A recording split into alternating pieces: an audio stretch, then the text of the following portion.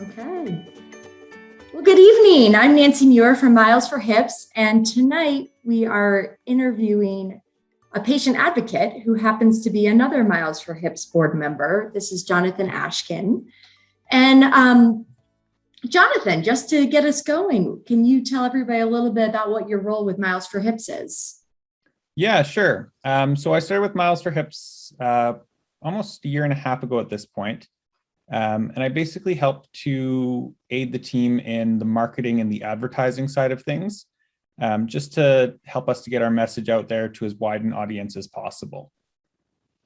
We were really fortunate to have you come on, and that's been a huge help with our team and really expanding our brand and our name and getting the word out there. So we're always grateful to have you.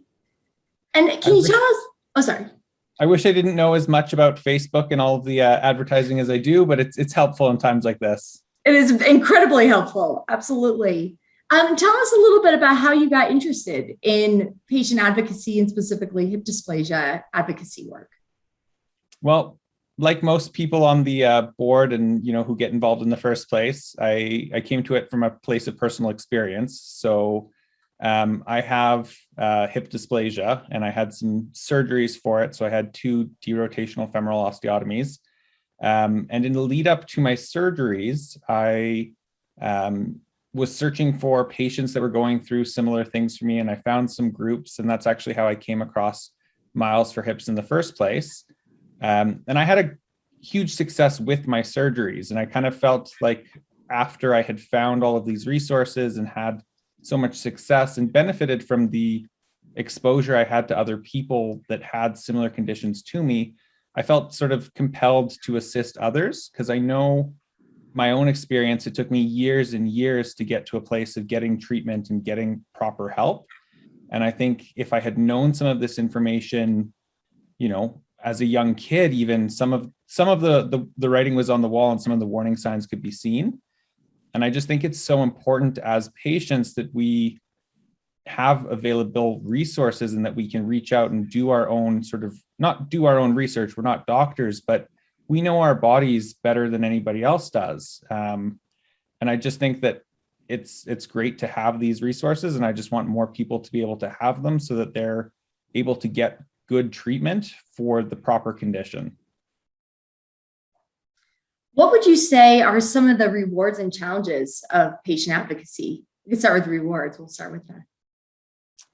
The rewards, it's very nice being able to connect with people. Like, I've had people reach out to me just on my Instagram before, being like, hey, I saw this post that you did, a year ago. I think I have the same thing. Can we talk about it? I've had, my surgeon actually has had a few potential patients call me to discuss my experience and sort of what the procedure was like. And it's just nice to be able to guide somebody and give them some advice that I sort of struggle to find myself. Having someone that's gone through a similar procedure that's, around your age or has a similar experience to you is so beneficial, because these surgeries are not super common. And you're always nervous. You're like, am I doing the right thing? Is this going to work out for me? Why am I going through all of this effort? And having somebody that's in a similar spot as you, that's gone through it, to tell you, there's light at the end of the tunnel. It's just nice to have that support and to be able to support other people as well. It just feels good to give back, given how much I've gained from the community. Yeah, I think a lot of us on the board feel very similarly and agree. It's fortunately, when you find it, it's a very, very active patient community, which is pretty unique, but definitely a lot of work that needs to be done with helping to get the word out and helping people get connected and finding the resources and the information they need to support them in their medical decisions. Absolutely. I mean, you read most of the stories from people on our, some of the various Facebook groups or, some of the Miles for Hips stories. I don't think I've come across a single one where it was like, had an issue, found a doctor in 3 months, had a surgery in another 3, and I was fixed within a year. It's a long process for everybody. And a lot of that process is treating the wrong issues or treating the wrong ailments or not addressing the root cause. And I think if there was more people, more patients that knew what questions to ask, and more providers, be it surgeons, physiotherapists, massage, like if the knowledge base was wider, I think a lot of people would be suffering for a lot less time. I agree. We have a lot of work to do with getting early diagnosis and being able to get an accurate treatment plan right away and get people on the road to hopefully recovery, or at least long-term being able to manage that well.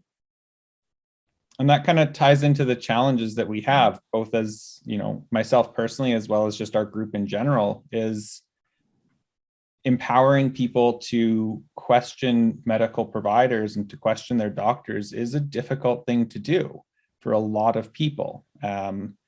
Not knowing the right questions to ask, not even knowing what surgeons do the right procedures, you don't know where to even start. I consulted with a surgeon that was going to do a labral repair. That's all he was going to do. He was happy to do it.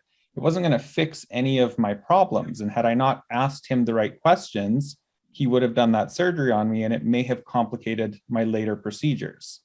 But I was sort of comfortable enough to do so, and a lot of patients aren't. They don't know what to ask. And a lot of providers as well just don't have the information, and it delays treatment, which makes things worse for people. So it's tough to get that out there. But I think that we're doing a good job, and we've got some great doctors on board that are helping us out. And, maybe one day when you tell someone you have hip dysplasia, they won't go, "Oh, my dog has that too." Maybe one day we'll get there. We can dream, right? Right. What advice would you have for others who are interested in getting involved in hip dysplasia advocacy and awareness? You came to the right place if you're seeing this video and you found Miles for Hips. We're always happy to have volunteers to share their stories or, find out how they can contribute. But the biggest thing that you can do is just spread the word, even just sharing some of our posts or contributing online. Very helpful for us to get out to other people. But it's sticking up for yourself and explaining what's wrong with you and doing your own research so that you can share with other people is, I think, the biggest part of it. That would be my biggest piece of advice is do your research, make sure that the treatments you're getting make sense to you. And, don't be afraid to do something that seems a little bit scary if it makes sense and it's going to be good for you long term. Yeah. And I think on your note, like you said, if people have found this video, they've hopefully come across Miles for Hips and maybe had the chance to check out some of our website and some of the things that we do. And I will make sure that when we share this video on our patient advocacy day, that we make sure to share the link to the new volunteer page, which is actually through the International Hip Dysplasia Institute, but we partner with the IHDI on that. So that if people want to get involved with some volunteer work or volunteer advocacy work, we can certainly do that and encourage people to get excited about our Hip Dysplasia Awareness Month, which will be in June, which is a great time to help build awareness within your community and your family and your friends.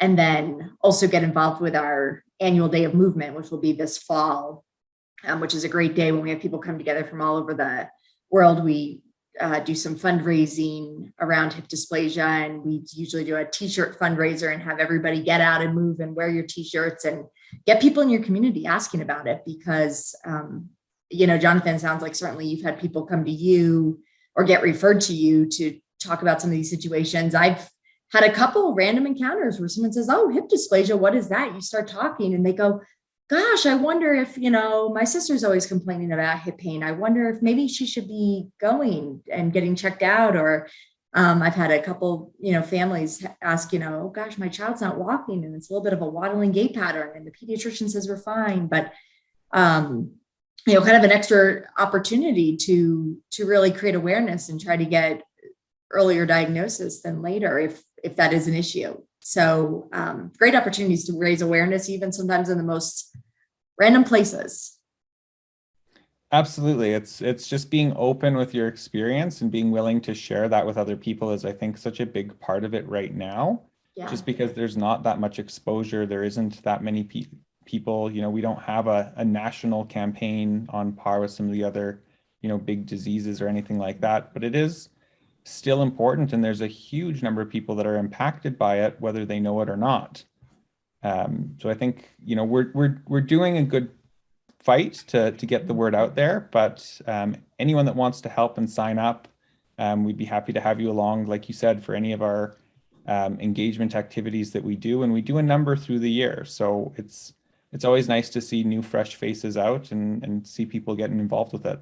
Yeah, and I think you made a really good point about saying that there is a huge part of it is just helping to get the word out. And, I think some people get overwhelmed and saying, oh, volunteering and the commitment and the time and, what are my skills and talents? And first of all, we can always use everyone. But I think also recognizing that there are a lot of small things that you can do that help add up. And like you said, even just sharing a post about hip dysplasia, information, or sharing your story, talking to people in your community, talking to your medical providers and sharing your journey, and just helping the entire team. That's obviously the theme of this week. So there's really no D too big or too small. Yeah, we'll take whatever help we can get at this point, right? Yeah. But listen, Jonathan, thank you so much for joining tonight. This was wonderful. And thank you for shedding some light on the role of patient advocate, because that is certainly a huge member of the hip dysplasia care team. My pleasure. Thank you for having me out, Nancy. And I hope all of our viewers here start to sign up for our newsletter and help out. We look forward to it. Take care. Thanks, Jonathan. Bye.